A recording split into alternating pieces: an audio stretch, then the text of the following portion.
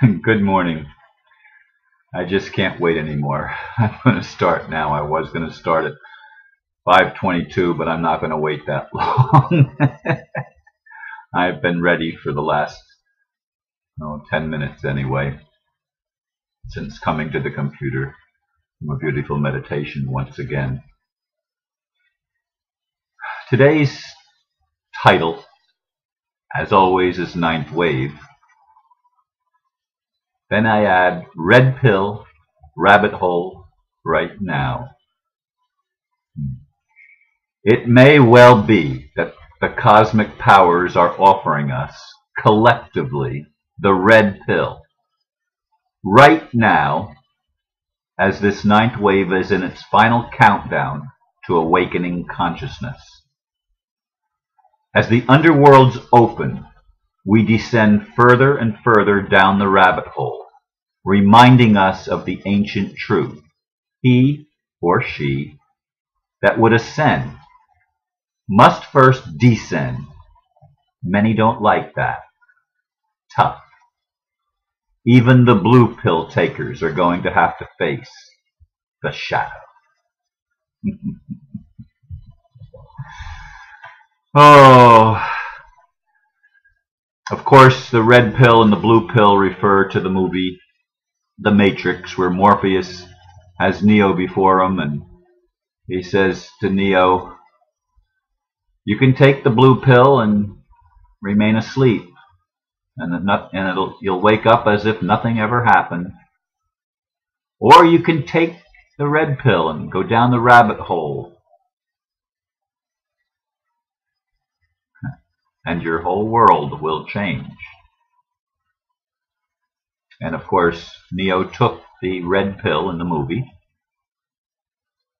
And many of us, I'll bet you those of us that resonate mostly with what I'm sharing, we've taken the red pill.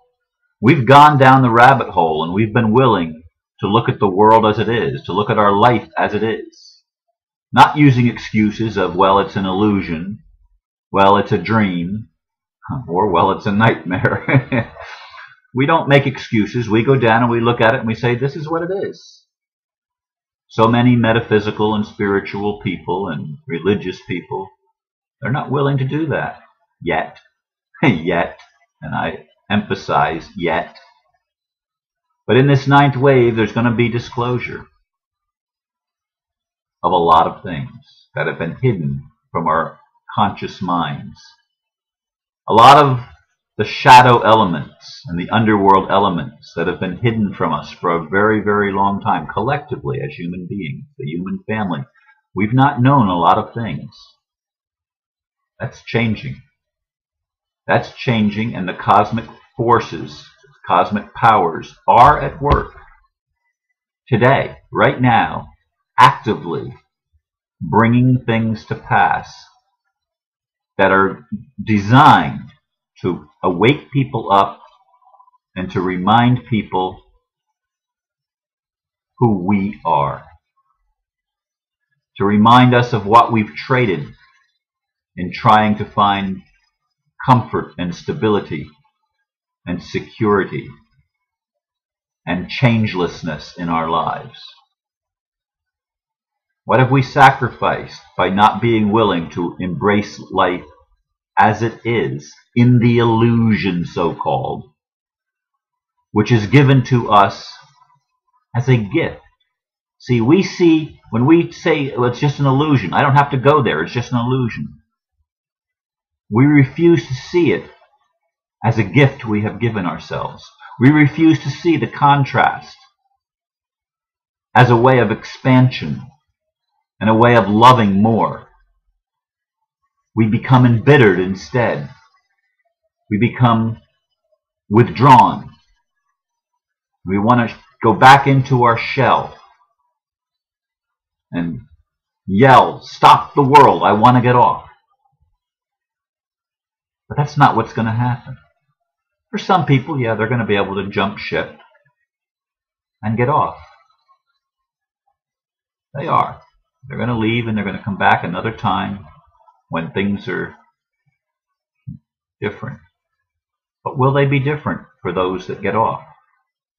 Will things really be different, or will they have to come back and get on right where they left off and go through the process personally and individually as part of the individual awakening of each soul, so that each soul knows who he and she is, knows that we are all one and all interconnected in the web of life, that we are all, each of us and all of us, are responsible for the world that we live in, and it is a gift we have given to ourselves for the purpose of knowing ourselves. That's what it's all about, folks. The ancient philosophers were right. To know thyself is the most important thing of all. And how do we know ourselves? We know ourselves by looking at the mirrors. And what are the mirrors?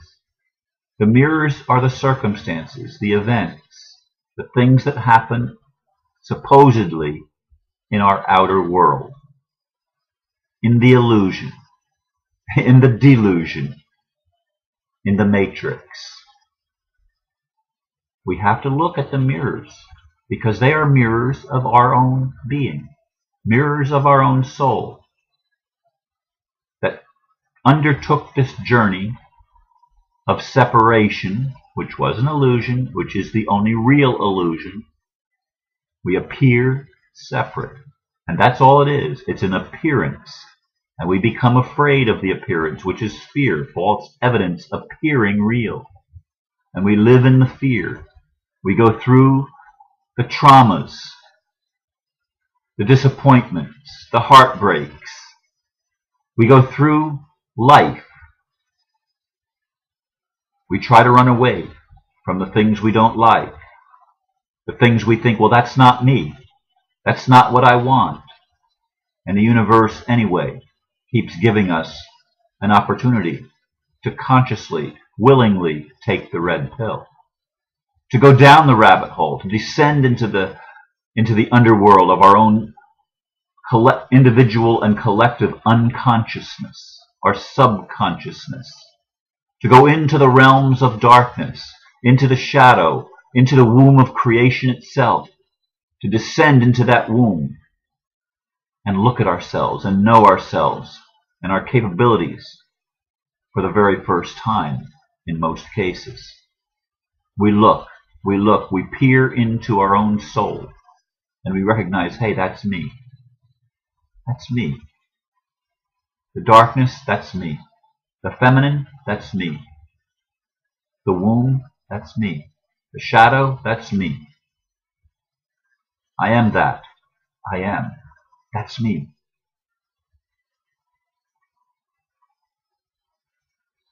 I have used the saying time and again, you shall know the truth, and the truth shall set you free. That's, of course, Jesus of Nazareth. But there's another saying, and I don't know, one of the comedians, one of the famous sarcastic comedians said, you shall know the truth and the truth shall set you free, but first it shall piss you off. Now, that's probably not exactly the way he said it, and I'm not sure who it is. I'm not even going to venture a guess. A name is almost on the tip of my tongue, but not quite there. But in any case,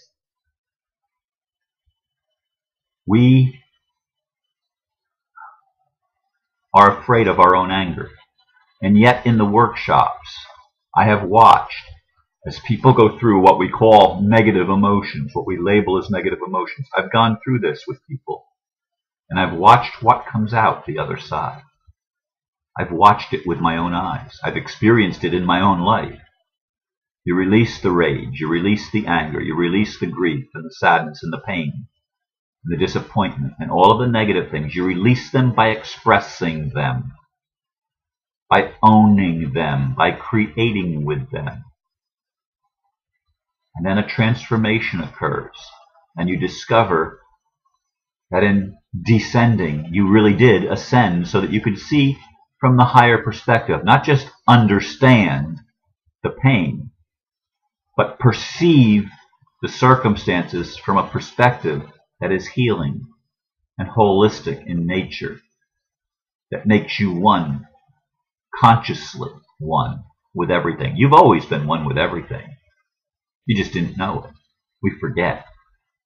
We've entered this sea of deep forgetfulness where we don't remember who we are.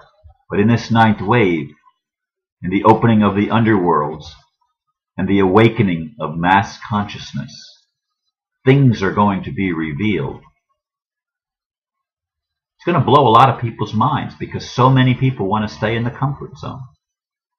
And the comfort zone is not where it's at. It just isn't.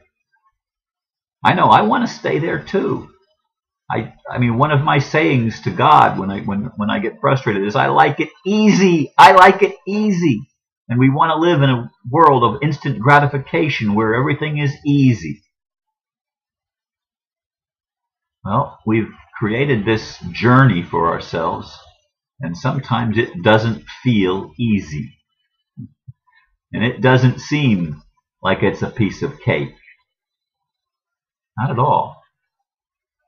It seems like our whole world is caving in and collapsing. And that's what's happening in this ninth wave. As you look at the world, even in the mainstream news where they keep trying to make you afraid of what's happening. Why? Because the status quo is being released. It's being changed. It's being shifted. This is the shift of the ages. This is the time of the awakening. And everything in the matrix is being shaken out of its place and turned inside out and upside down, and this is a good thing, except for those that don't want it to be a good thing. They can keep judging it and keep trying to take the blue pill over and over again every day, but sooner or later the choice comes back that Morpheus stands before them.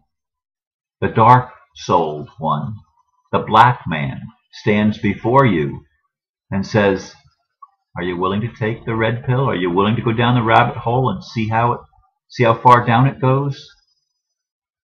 You see, all of these images, all of these similes are just mirrors. Just mirrors. We are all of it. We are the white man and the black man. We are the red pill and the blue pill. We are the one that's afraid and the one that loves. The one that's angry and the one that's compassionate. They're both you.